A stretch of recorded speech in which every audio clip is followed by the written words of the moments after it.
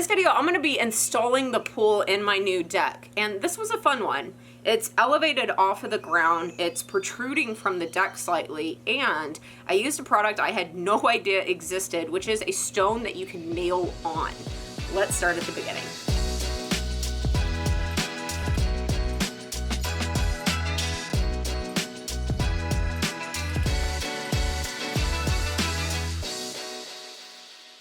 I've owned a big pool in the past and I'm completely over it. For this pool, I'm gonna be going with a stock tank and started by measuring the exact circumference of my tank. Know that even if you order an 8-foot stock tank, they vary just slightly in size so that they can nest inside each other to ship.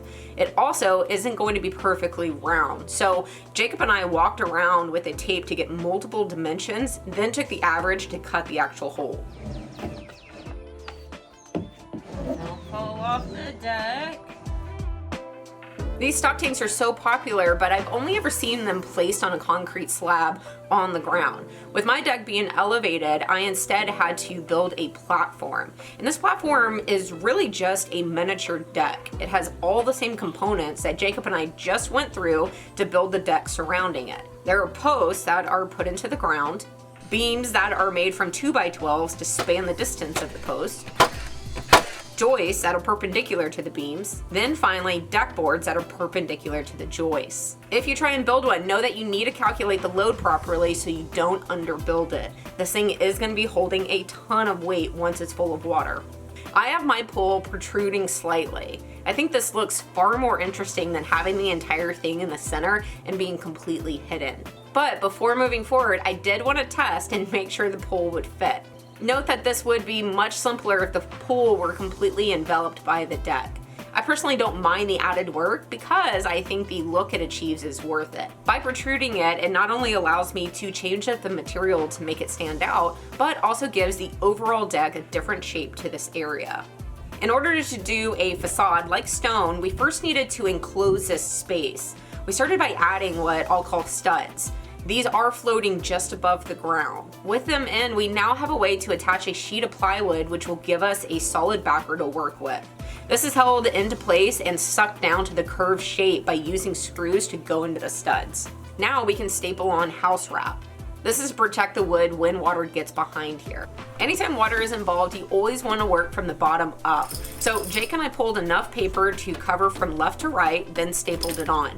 The next layer goes onto the top and overlaps over the bottom layer.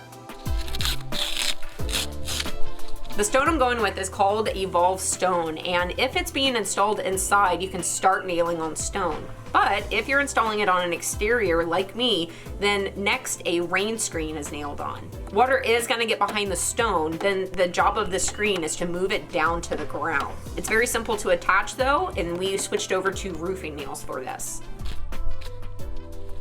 With all of the prep done, now I got to the part I was most excited to try, and that's a stone that can be nailed on. I had no idea this existed, but apparently Evolve material has been around for 25 years, and I'll tell you this, it was a breeze. I don't know if you're gonna believe me or not, but I am holding a box of stone. It is incredibly lightweight. So the next thing that I'm gonna be doing is putting on the facade, which is this almost weightless stone. I'm not even joking on how light this is. And more importantly, it is nail on. So we're going to be able to hold these up. No adhesive on the back is required, and then use a 15 gauge battery operated nailer in order to pin these into place. We not only started at the top, but also started a new row at the center or near it, but made sure to vary up the pattern, not only from top to bottom every time we started a new row, but also as we continued that row to our respected sides. The stones come in multiple lengths to give you options as you're laying it down. On top of the lightweightness and being attached with a nail gun, there are tons of other great qualities on Evolve material. It's UV stable, which I think is huge if it's going outside. It's colored throughout, meaning if you have to cut it, the edge won't look unfinished. No special tools are needed to cut it either. Use whatever tools you have available, like a circular saw or a jigsaw. If you need a hole, then a hole saw or a bandsaw. Also, the stuff isn't water permeable. So unlike other products, it won't be damaged by freeze-thaw cycles. I mean, come on, this stuff is incredible, and look how quick it goes up. Jacob and I were able to stone this entire area in just under an hour. The fact that it doesn't require any adhesive saves a ton of time, but it also means you can install it in any weather you're willing to work in. Evolve also comes with a 50-year limited warranty, so definitely look for it on your next project. You can go to evolvestone.com to learn more about the product, and if you use promo code April23 on the sample page, you'll receive a free intro box. After the stone is up, we were done. There's no finishing or sealing to do.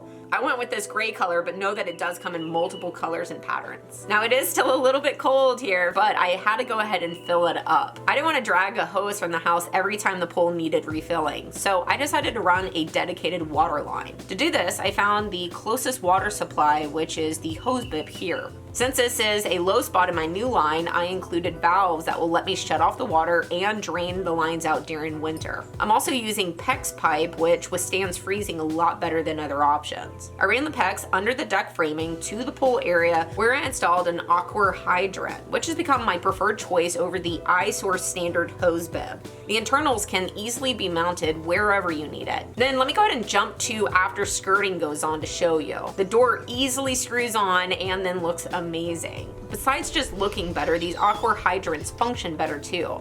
All you have to do is plug the hose in and then turn the valve on. Then you can either leave the hose in, or if you want, you can take it out and there's no tedious unscrewing or over tightening issues. You just twist the head until it pops off and then shut the door. These are so easy to install where you need water. I went ahead and put a second one on the other side of the deck as well. If you're gonna be building something brand new, you might as well add in as many conveniences as you can. I hope that you're enjoying this series so far. That is yet another big step done. Next up, I'm gonna be tackling the skirting and the finishing. So stay tuned.